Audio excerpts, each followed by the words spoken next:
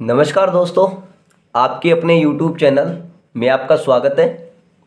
दोस्तों, आज हम इस क्लास के अंदर एक नए टॉपिक के बारे में हमारा सिलेबस का जो एक नया बिंदु है जिसका नाम है कार्बन एवं उसके यौगिक, कार्बन एंड इट्स कंपाउंड। ये एक नया टॉपिक है हमारे सिलेबस का, एक नया चैप्टर है जिसके बारे में मैं आज आपसे बात करूंगा। दोस्तों, इस चैप्टर के अंदर सबसे पहले हम क्या पढ़ेंगे? इस चैप्टर में हम सबसे पहले बात करेंगे basic introduction of carbon. Carbon का कुछ सामान्य हम जानकारी के बारे में बात करेंगे, कुछ बेसिक इंट्रोडक्शन की बात करेंगे। उसके बाद में हम बात करेंगे एलोट्रोप्स ऑफ कार्बन, कार्बन के अपर रूप के बारे में बात करेंगे। फिर हम बात करेंगे IUPAC नोमेनक्लेचर के बारे में बात करेंगे। फिर हम बात करेंगे कार्बन के कुछ सब इंपॉर्टेंट कंपाउंड के बारे में बात करेंगे, जैसे फॉर एग्जाम्पल के लिए एथेनॉल हुआ जो शराब या मदिरा का मुख्य घटक है। ऐसे ही नाखूनों पर नेल पॉलिश हटाने में एसीटोन का प्रयोग करते हैं। ऐसे बहुत सारे कंपाउंड है। ग्लूकोज को ब्लड शुगर कहते हैं, समझ गए ना। ऐसे हम साबुन के बारे में बात करेंगे, डिटर्जेंट के बारे में बात करेंगे, और हम बात करेंगे पॉलीमर के बारे में, जहां पर एट प्रेजेंट टाइम में एक ट्रेंडिंग में बने हुए हैं सवाल कि कौन से टाइप नेचुरल पॉलीमर कौन सा है, सिंथेसिस पॉलीमर कौन सा है। अगर कोई पॉलीमर है तो उसकी एकलक इकाई बोले तो मोनोमर यूनिट क्या है, वो किससे मिलकर बना है।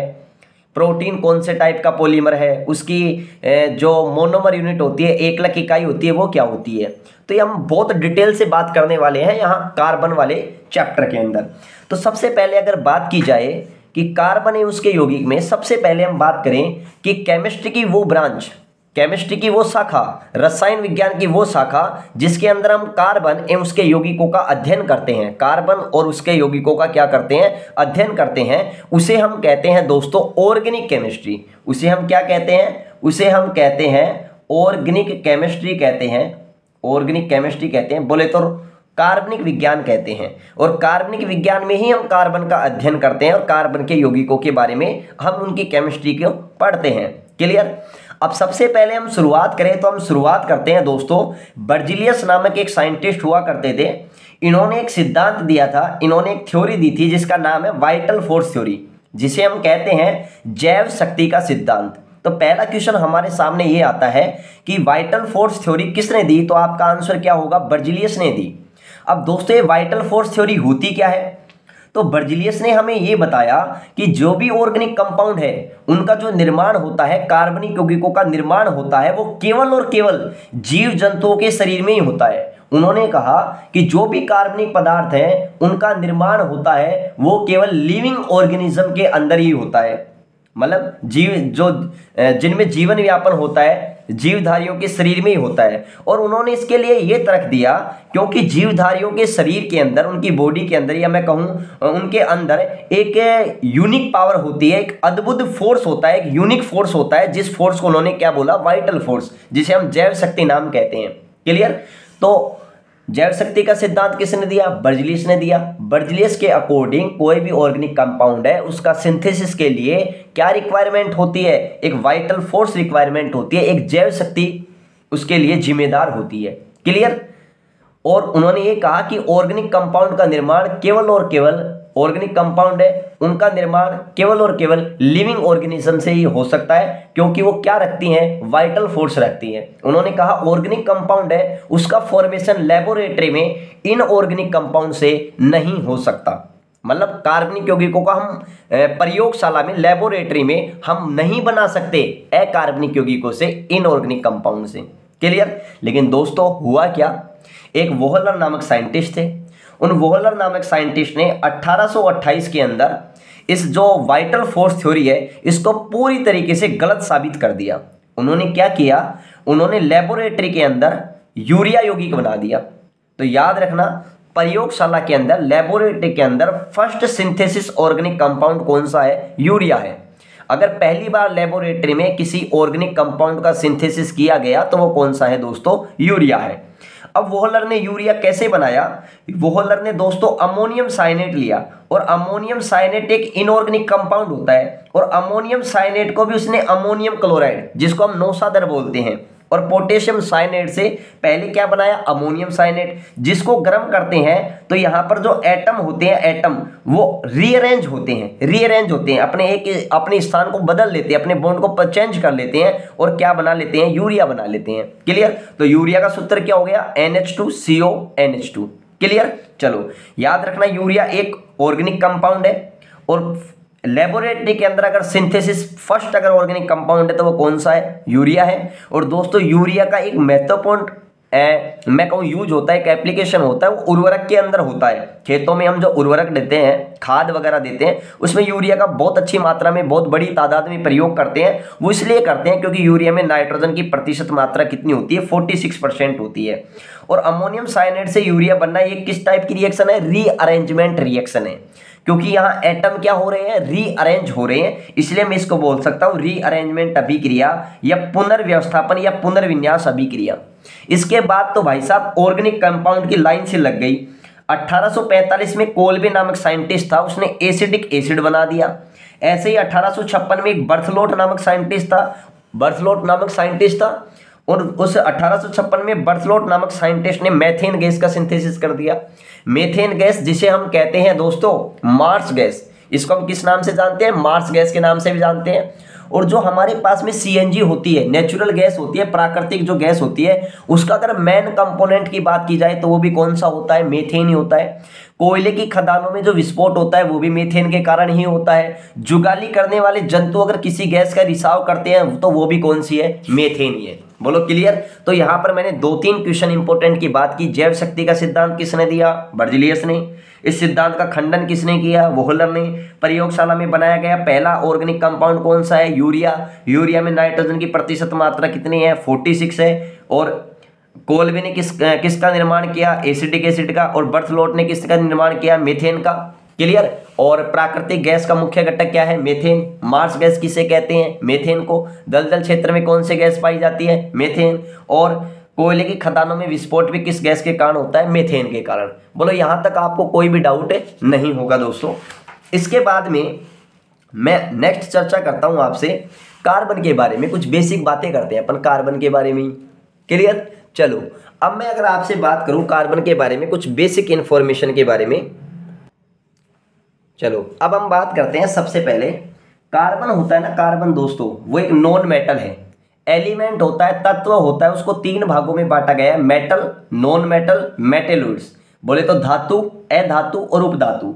तो अगर धातु, अधातु और उपधातु में बात की जाए तो कार्बन एक नॉन मेटल है। नॉन मेटल बोले तो अधातु है। कार्बन की जो भूप्रपट्टी है उसमें प्रतिशत मात्रा कितनी होती है, बहुत कम होती है, 0.02% मात्रा में पाया जाता है कार्बन।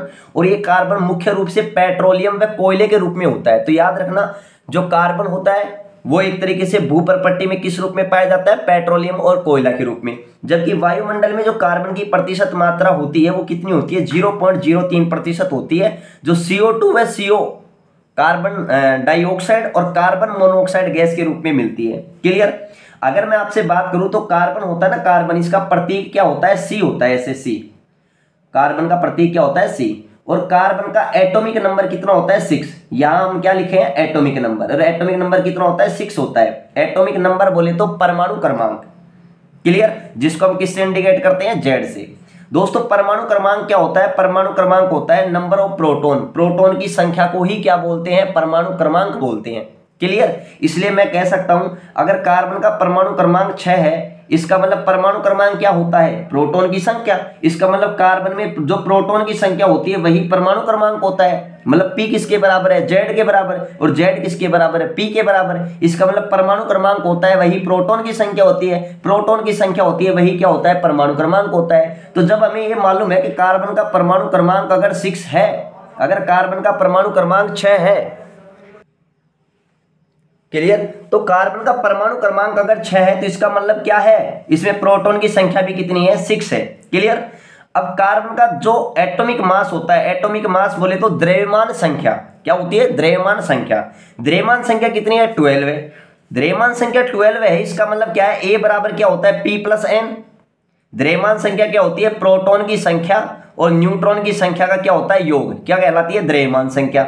क्योंकि आप कैसे याद रखोगे, आप ऐसे याद रखोगे, जो परमाणु होता है उस परमाणु का पूरा द्रव्यमान कहाँ होता है, न्यूक्लियस में होता है। और न्यूक्लियस में क्या होता है, प्रोटॉन और न्यूट्रॉन। तो द्रव्यमान बोले तो मास क्या होता है, सेंटर में, नाभिक में होता है। नाभिक में क्या होता है, प्रोटॉन और न्यूट्रॉन। क्लियर। अब प्रोटॉन किसके इक्वल है, परमाणु क्रमांक के। तो मैं A बराबर ऐसे भी तो लिख सकता हूं Z+N, परमाणु क्रमांक प्लस न्यूट्रॉन की संख्या। क्लियर। और अगर हमें न्यूट्रॉन की संख्या ज्ञात करनी है तो इस Z को आप इधर भेज दो। तो Z को अगर आप इक्वल साइन के दूसरी साइड में भेजोगे तो किसका सिंबल आ जाएगा, किसका चिन्ह आ जाएगा, माइनस का। तो n बराबर क्या हो जाएगा, A-Z हो जाएगा। क्लियर। चलो तो न्यूट्रॉन की संख्या कितनी हो जाएगी मेरे भाई, देखो मैंने ये कहा ना, A का मान कितना है 12 है और Z का मान कितना है 6। तो 12 में 6 गए तो क्या आ गए, 6 आ गए, जबकि मास नंबर कितनी है, A बराबर 6। अब बात करते हैं इलेक्ट्रॉन की संख्या। तो मैंने आपको बताया है, या मैं आपको फिर बता रहा हूं कि अगर एटम क्या है, न्यूट्रल है, उदासीन है, तो याद रखना उदासीन परमाणु के अंदर इलेक्ट्रॉन और प्रोटॉन की संख्या क्या होती है, समान। इलेक्ट्रॉन और प्रोटॉन की संख्या क्या होती है, समान होती है। अब आप कहोगे कैसे, देखो यहां पर कोई भी प्लस माइनस का चिन्ह नहीं लग रहा। अगर प्लस माइनस का चिन्ह नहीं लग रहा है इसका मतलब ये उदासीन है, और उदासीन बोले तो न्यूट्रल है। न्यूट्रल है तो याद रखना जितने प्रोटॉन होंगे उतने ही क्या होंगे, इलेक्ट्रॉन होंगे। तो यहाँ इलेक्ट्रॉन भी कितने होते हैं दोस्तों, 6 होते हैं। बोलो क्लियर है कि नहीं है। चलो अब बात करते हैं कार्बन का इलेक्ट्रॉनिक विन्यास, बोले तो इलेक्ट्रॉनिक कॉन्फ़िगरेशन कितना होता है। तो भाई साहब कार्बन का परमाणु क्रमांक 6 है तो प्रोटॉन की संख्या भी 6 हुई। अगर उदासीन है तो इलेक्ट्रॉन की संख्या भी कितनी हुई, 6। अगर इलेक्ट्रॉन की संख्या 6 है तो हम जानते हैं कि जो कार्बन होता है ना उसके पहले कोष में, जिसे हम K कोष कहते हैं, पहले कोष में कितने इलेक्ट्रॉन आएंगे, 2, और दूसरे में कितने आएंगे, 4। पहले कोष को K बोलते हैं, दूसरे को L बोलते हैं। पहले को K बोलते हैं, दूसरे को L बोलते हैं, तीसरे को M बोलते हैं, चौथे को N बोलते हैं। क्लियर। मतलब यहां शुरुआत KLMN से होती है। क्लियर। अब पहले कोष में 2 इलेक्ट्रॉन है तो पहले का S उपकोष आएगा, और S उपकोष में अधिकतम कितने इलेक्ट्रॉन हो सकते हैं, 2। अब दूसरे के अंदर जाएंगे तो 4 इलेक्ट्रॉन है तो पहले दूसरे का S भरा जाएगा। दूसरे का S है तो S में कितने इलेक्ट्रॉन आ गए, 2। बच गए कितने, 2। तो बोले 2 इलेक्ट्रॉन किस में आ जाएंगे, P में। तो मुझे एक बात बताओ, कार्बन का बाह्यतम कोष कौन सा है, L, और L कोष के अंदर इलेक्ट्रॉन कितने हैं, 4 हैं। तो याद रखना मैंने ये लिखा है, जो कार्बन होता है इसका जो सबसे बाहर का जो कोष होता है, सेल होता है, उसमें नंबर्स ऑफ इलेक्ट्रॉन कितने हैं, 4।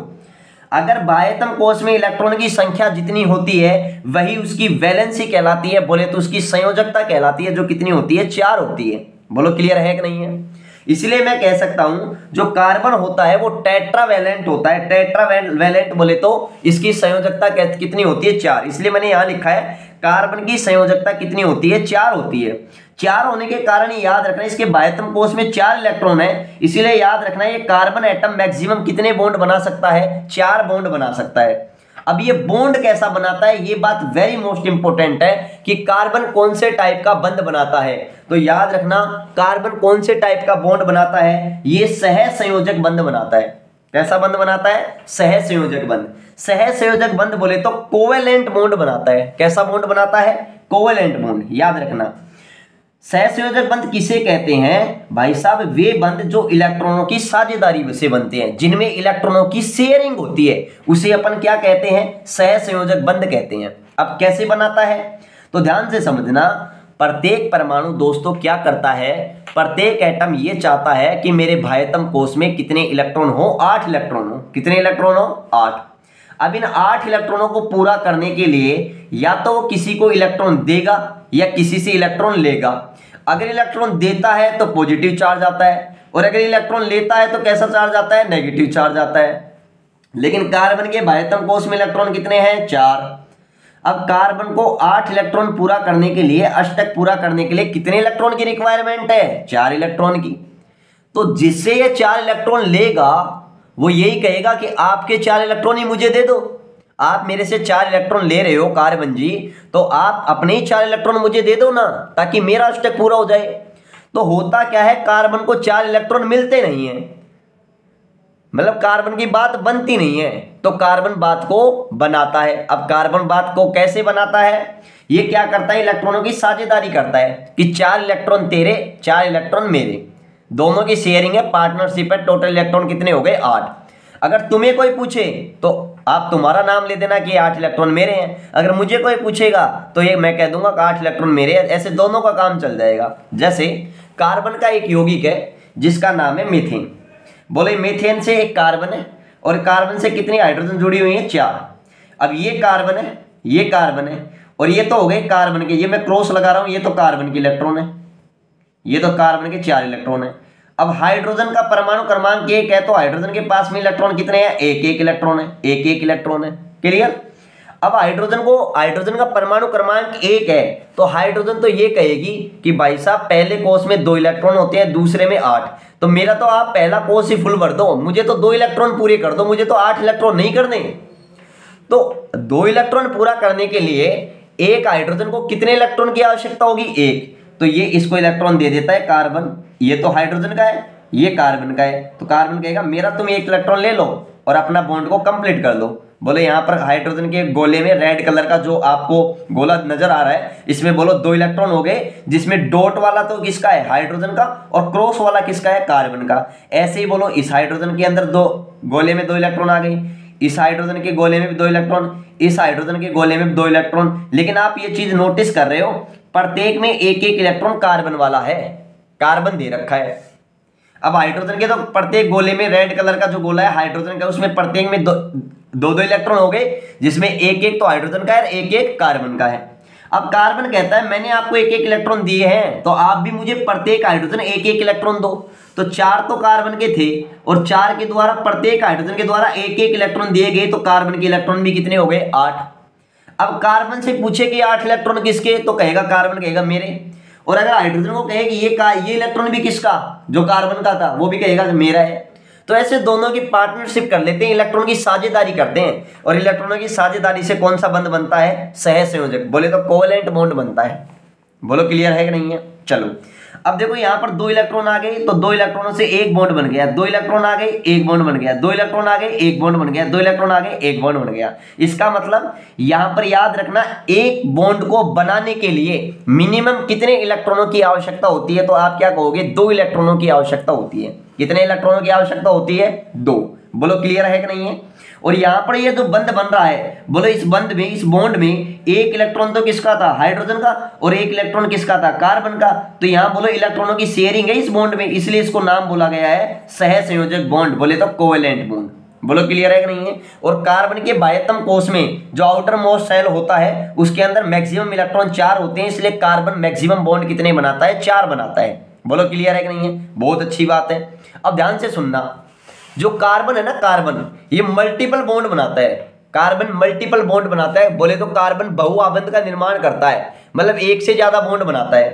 कार्बन सिंगल बॉन्ड भी, कार्बन सिंगल बॉन्ड भी बनाता है, डबल भी बनाता है। सिंगल का मतलब 1 लाइन, डबल का मतलब 2 लाइन, 2 लाइन का मतलब डबल बॉन्ड, 3 लाइन का मतलब ट्रिपल बॉन्ड। तो कार्बन सिंगल बॉन्ड भी बनाता है, डबल भी बनाता है, ट्रिपल भी बनाता है, अर्थात कार्बन मल्टीपल बॉन्ड बनाता है, एक से ज्यादा बनाता है। अब ध्यान से सुनना, एग्जाम में काफी बार सवाल पूछ लेता है कि बताइए कितने तो सिग्मा बॉन्ड बन रहे हैं और कितने पाई बॉन्ड बन रहे हैं, तो ये कैसे बताएं? इसका कॉन्सेप्ट हमारे पास में क्या होगा? तो ध्यान से सुनना है, अगर कार्बन कार्बन के बीच में सिंगल बॉन्ड है तो एक सिग्मा बॉन्ड होगा, अगर डबल बॉन्ड है तो एक सिग्मा और एक पाई बॉन्ड होगा, अगर ट्रिपल बॉन्ड है तो एक सिग्मा बॉन्ड काउंट करेंगे और 2 पाई बॉन्ड काउंट करेंगे। बोलो क्लियर है कि नहीं है? तो अब याद कैसे रखें लंबे समय तक? तो याद रखने का सिंपल सा फंडा है, बॉन्ड चाहे सिंगल हो, बॉन्ड चाहे डबल हो, बॉन्ड चाहे ट्रिपल हो, सिग्मा कितना होगा? एक ही होगा। सिग्मा कितना होगा? एक ही। अब जैसे सिंगल है तो एक ही सिग्मा, डबल है, डबल का मतलब 2, 2 में एक सिग्मा आ गया तो एक पाई आ गया। ट्रिपल है, ट्रिपल का मतलब 3, और 3 है तो सिग्मा कितना होगा? 1, बच गए कितने? 2, तो 2 क्या हो जाएगा? पाई। बोलो क्लियर है कि नहीं है? बहुत अच्छी बात है। अब ध्यान से सुनना, अब आपसे ये दिए गए हैं कंपाउंड और आपसे ये पूछा गया है कि बताइए किसमें कितने बॉन्ड बनेंगे। अब यहां पर हमसे सवाल पूछा जाए कि मीथेन होता है जिसका फॉर्मूला क्या होता है? CH4, जिसकी स्ट्रक्चर ये होती है C, और इससे 4 हाइड्रोजन जुड़े होते हैं, चारों हाइड्रोजन सिंगल बॉन्ड के द्वारा। एक बात और याद रखना, अगर कार्बन से कभी भी हाइड्रोजन जुड़ेगा तो सिंगल बॉन्ड से जुड़ेगा, अगर कार्बन से ऑक्सीजन अगर बॉन्ड बनाता है तो डबल बॉन्ड बनाता है। कार्बन से ऑक्सीजन, मतलब मैं तुम्हें ये कहना चाहता हूँ ऑक्सीजन होता है ना वो कितने बॉन्ड बनाता है, 2 बॉन्ड बनाता है, 2। जबकि नाइट्रोजन कितने बॉन्ड बनाता है, 3। तो कार्बन और नाइट्रोजन के बीच में कितने बॉन्ड बन सकते हैं, मैक्सिमम 3। क्लियर, याद रखना हाइड्रोजन 1 बॉन्ड बनाता है, ऑक्सीजन 2 बॉन्ड बनाता है जनरली, और नाइट्रोजन जनरली 3 बॉन्ड बनाता है। इतनी बात याद रखना बेसिकली, क्योंकि ये चीजें हमें बहुत सारी चीजों को समझने में बहुत हेल्प देंगी ये चीजें, ये बातें। अब बोलो single bond sigma, single bond sigma, single bond sigma, single bond sigma. तो बोलो नंबर ऑफ सिग्मा बॉन्ड कितने हो गए, 4, और यहां पर सारे सिंगल है। क्लियर, तो सारे के सारे सिग्मा होंगे। बोलो पाई बॉन्ड कितना होगा, 0। अब मैंने लिखा है C2H4, C2H4 भाई साहब इसको कहते हैं एथीन। अभी आप टेंशन ना लो कि आपने एथीन कैसे बोला, मैं आपको बहुत अच्छे से समझाऊंगा। अब देखो इसको डिटेल से खोले कैसे, ये बहुत अच्छी बात है। बोलो कार्बन कितने हैं, 2। पहले आप ऐसे लिख दो, 1 कार्बन 1 कार्बन। मान लेते हैं इनके बीच में कुछ भी नहीं है, हमें नहीं मालूम डबल बॉन्ड है इनके बीच में या सिंगल बॉन्ड है, नहीं मालूम। बोलो हाइड्रोजन कितनी है, 4। बरोबर बांट दो, एक इधर एक इधर एक इधर एक इधर। बोलो क्लियर। जैसे ही आपने यहाँ हाइड्रोजन लगाई, यहाँ हाइड्रोजन लगाई, तो इस कार्बन के 1 बॉन्ड और 2 बॉन्ड तो हो गए। ऐसे इस कार्बन के 1 हाइड्रोजन यहाँ लगाई, 1 हाइड्रोजन यहाँ लगाई, तो यहाँ भी 2 बॉन्ड हो गए। क्लियर। जैसे ये तीसरा बॉन्ड लगाया तो बोलो इस कार्बन का 1 2 3, इस कार्बन का भी 1 2 3 बॉन्ड हो गया। इसका मतलब 1 बॉन्ड और आएगा, ताकि क्योंकि मैंने कहा था प्रत्येक कार्बन कितने बॉन्ड बनाता है, 4। अब देखो sigma single bond 1 2 3 4 single bond है, इसका मतलब चारों सिग्मा होंगे। डबल बॉन्ड है तो 1 सिग्मा क्या होगा, 1 पाई। तो सिग्मा बॉन्ड कितने हो गए, 5, और पाई बॉन्ड कितना हो गया, 1। ऐसे ही यूरिया, अभी मैंने लिखा था इससे पहले वाले जस्ट कि यूरिया होता है NH2CO NH2। याद रखना हाइड्रोजन हमेशा किसी के साथ भी जुड़े, हाइड्रोजन सिंगल बॉन्ड से जुड़ी होती है जनरली। तो बोलो देखो इस नाइट्रोजन से 2 हाइड्रोजन सिंगल बॉन्ड से जुड़ी है। नाइट्रोजन और कार्बन के बीच में बोले ये सिंगल बॉन्ड है। बोले यहाँ नाइट्रोजन के टोटल बॉन्ड 3 हो गए कि नहीं हो गए, 1 2 3। ऐसे इस नाइट्रोजन के 1 2 और 3, मैंने कहा था ना नाइट्रोजन जनरली 3 बॉन्ड बनाती है। हो सकता है वो तीनों एक साथ कार्बन के साथ ट्रिपल बॉन्ड बना ले, या अलग अलग 3 से सिंगल बना ले।